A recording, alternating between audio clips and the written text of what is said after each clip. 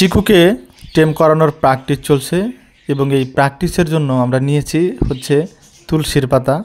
আমি বরাবরই পাখি টেম করানোর জন্য তুলসীর পাতা ব্যবহার করি।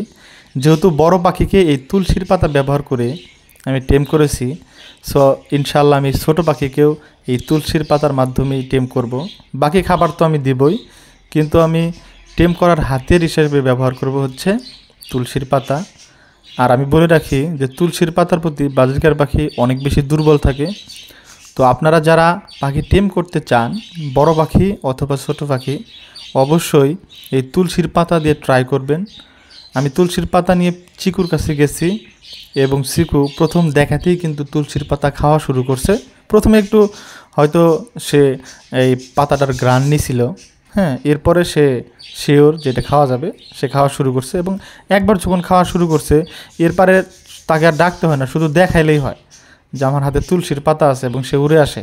ঠিক আছে, এইভাবে হাতে আসার যে প্র্যাকটিসটা, এটা কিন্তু আপনাদের করে ফেলতে হবে। এবং আমি মোটামুটি চিকুকে এই প্র্যাকটিস করে ফেলছি।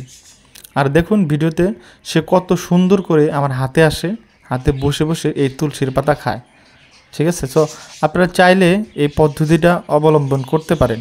এবং আমার জানা মতে এই পদ্ধতিটা কেউ কখনো কোনো অনলাইন প্ল্যাটফর্মে বলে নাই আমার জানা মতে, কারণ আমি দেখি নাই কাউকে। ঠিক আছে, আমার কাছে মনে হয়েছে এটা একদমই ভিন্ন পদ্ধতি। এরকম আমি আমার অভিজ্ঞতা থেকে অনেক ভিডিও এরকম শেয়ার করব। অবশ্যই আপনারা সবাই আমার YouTube channel, Facebook page, TikTok account follow করে রাখবেন, ইউটিউবটা সাবস্ক্রাইব করে দিবেন।